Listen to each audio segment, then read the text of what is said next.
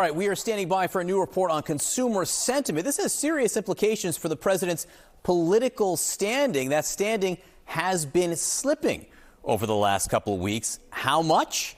CNN chief data analyst Harry Enten is here on this special Friday. It's been a tough few days for the president in the polls. Yeah, John Berman, I would say this is probably the worst 10-day period for the president in the polls his entire second term. The numbers are just atrocious. What are we talking about here in terms of net approval rating? Well, take a look. These are all November polls. The best one of the group puts him at 14 points underwater. That's the Marquette University Law School poll, tied for the worst he's ever had in that poll. Fox, 17 points underwater. Marist, 17 points underwater. The Reuters Ipsos poll, 22 points underwater. And then taking the cake, the AP North poll, 26 points underwater. When your best poll has you still 14 points underwater, you know it's truly bad, and it's as bad as 26 points underwater. We're talking about an average well underwater with the deep blue sea, swimming with the fishes. And now this is all parties here. If you think this is bad, Harry. If you think this is bad, what is driving these horrific numbers for Donald Trump? Well, why don't we take a look at independents, Trump's net approval rating with independents. Back in January, he was close to even. He was at -4 points. Not great, but not terrible.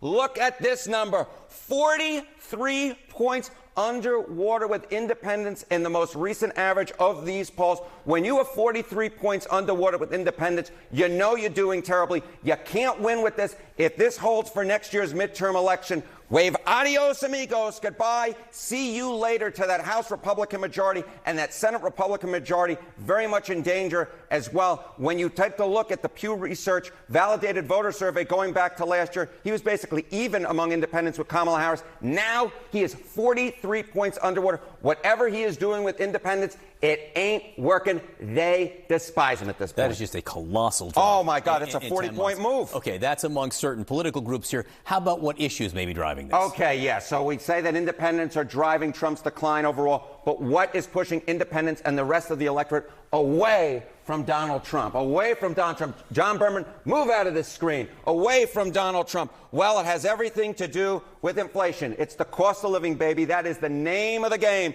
You go back to January, he was 3 points above water. This was the reason why that voters gave him a second term. You look at this. Now, 34 points underwater. My goodness gracious, that is a 37-point move in the wrong direction.